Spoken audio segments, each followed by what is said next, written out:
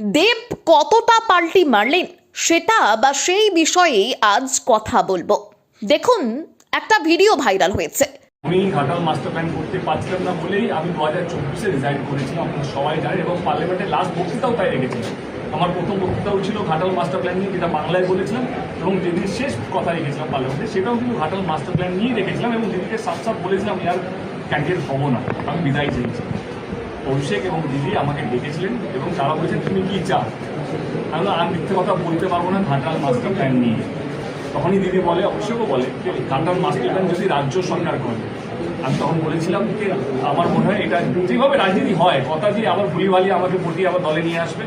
যেখানে দেব বলছেন যে তিনি 2024 সালে মমতা ব্যানার্জি এবং অভিষেক ব্যানার্জিকে পরিষ্কার জানিয়েছিলেন যে তিনি দলে আর থাকতে চান না, তিনি রেজিগনেশনও দিয়েছিলেন। আর আমরা সকলেই দেখেছিলাম পার্লামেন্টে দাঁড়িয়ে তিনি স্পষ্টভাবে বলেছিলেন ঘাটাল মাস্টার প্ল্যান নিয়ে তিনি আর সাধারণ মানুষকে মিথ্যে আশ্বাস দিতে পারবেন না। এই ঘাটাল মাস্টার প্ল্যান নিয়ে বারবার দেবের বিরুদ্ধে অভিযোগ উঠেছে। দেব বলছেন সেই কারণেই তিনি রাজনীতি থেকে অব্যাহতি চাইছিলেন, কিন্তু তারপর তাকে আবার দলে ডাকা হয়, অনুরোধ করা হয় এবং তার কথাই মিথ্যে বুঝিয়ে একবার দলে ফিরিয়ে আনা হয়। এবার আপনাদের মনে হতে পারে, আহা তুমি কি একেবারে বাচ্চা, কেউ ডাকলো আর তুমি চলে গেলে। আর ঠিক এখান থেকেই আজকের এই ভিডিওটা, কারণ দেবের এই ভিডিও ভাইরাল হবার পর আমি অসংখ্য কমেন্ট পড়ছি, বিভিন্ন জায়গায় ভিডিওটা আপলোড হয়েছে, আর সেই কমেন্টগুলো পড়ার পর মনে হলো আজকের এই ভিডিওটা করা সত্যি জরুরি, বিশেষ করে সেই সব মানুষের জন্য যাদের অন্তত মিনিমাম শুভবুদ্ধি আছে। দেখুন, কে আমাকে কিভাবে জাজ করবেন সেটা সম্পূর্ণ আপনাদের ব্যাপার। কেউ হয়তো বলবেন আমি দেবের বিরোধিতা করছি, আবার কেউ বলবেন এবারেও আপনি তৃণমূল সাংসদ দেবের হয়ে কথা বলছেন।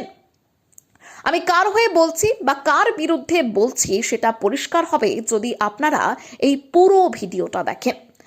আজ আমি একটা ঘটনার কথা শেয়ার করব, একটা ব্যক্তিগত অভিজ্ঞতা। একদিন দেব আমাকে বলেছিল, মহারাজ কি ফেঁসে গিয়েছে? আমার কথা ভাবো, আমি কিভাবে ফেঁসেছি। আমি জিজ্ঞাসা করেছিলাম মানে?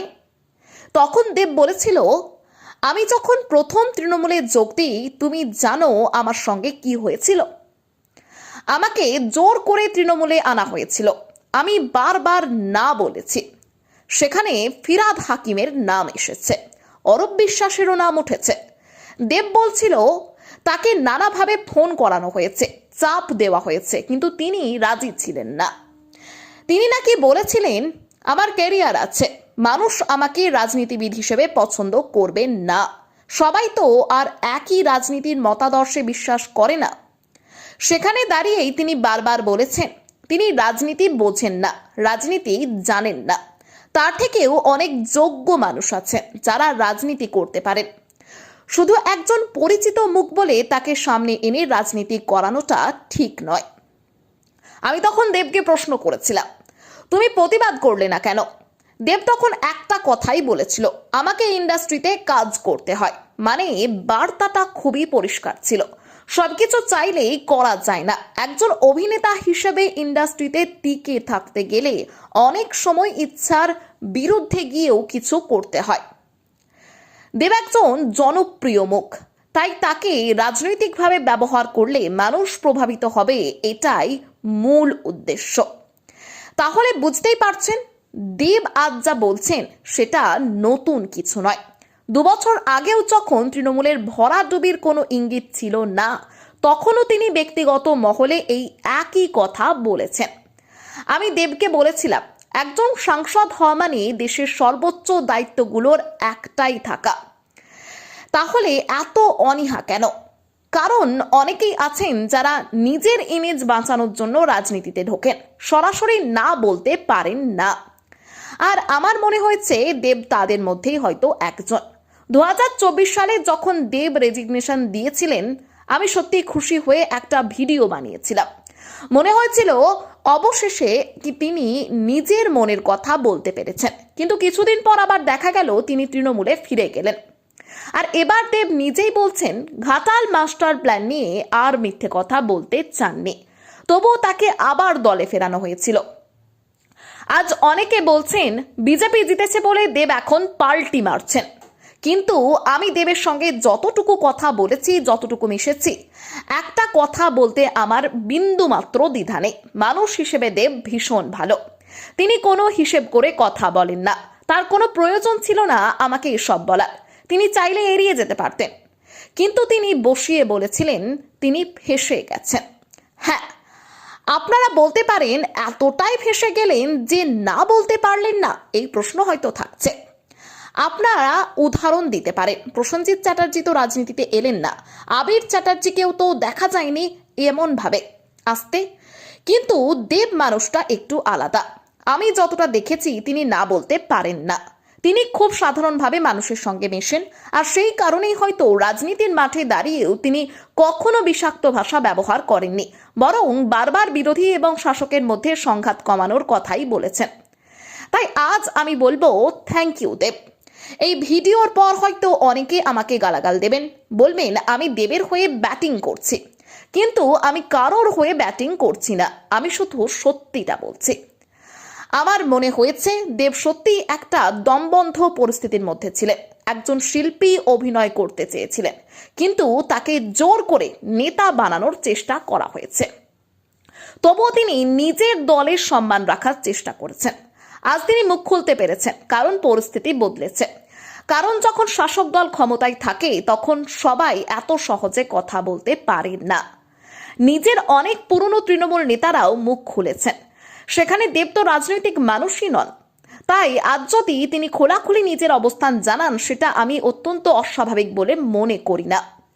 বিজেপির জয়ের পর দেব যে পোস্ট করেছিলেন, যেখানে তিনি ভবিষ্যতের জন্য শুভেচ্ছা জানিয়েছিলেন, আমার মনে হয় এটা হওয়া উচিত। রাজনৈতিক মত আলাদা হতেই পারে, কিন্তু তার মানে এটা নয় যে মানুষ শত্রু হয়ে যাবে।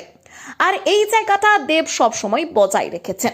দেব, আপনি রাজনীতির মানুষ নন, আপনি একজন শিল্পী, একজন প্রযোজক, একজন পরিচালক হিসেবে আপনার অনেক ভিশন আছে। সমাজসেবাও আপনি করতে পারবেন, কারণ আপনার পরিচিতি আছে, সামর্থ্য আছে। তাই আমার ব্যক্তিগতভাবে মনে হয় রাজনীতির এই কাদা থেকে আপনার দূরে থাকাই ভালো। এবার অনেকে বলবেন রাজনীতি কি কাদা? না, রাজনীতি কাদা নয়, কিন্তু রাজনীতিকে পরিষ্কার করার জন্য ভালো মানুষ দরকার, আর সেই ভালো মানুষদের টিকে থাকাটাই সব থেকে কঠিন।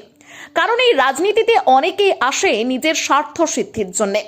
বিজেপি ক্ষমতায় আসার পরও অনেক মানুষ দল বদলাবে, নিজের সুবিধা বুঝে অবস্থান নেবে তারা, কিন্তু আমি ব্যক্তিগতভাবে মনে করি দেব সেই ধরনের মানুষ।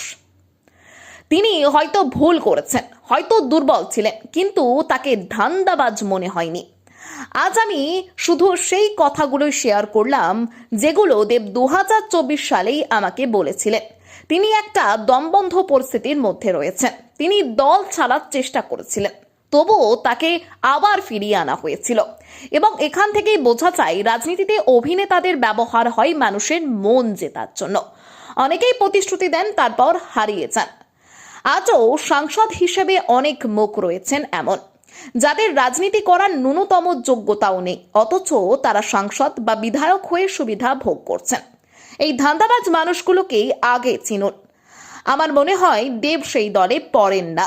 তাই দেব, আপনাকে ধন্যবাদ অবশেষে নিজের মনের কথা বলার জন্য।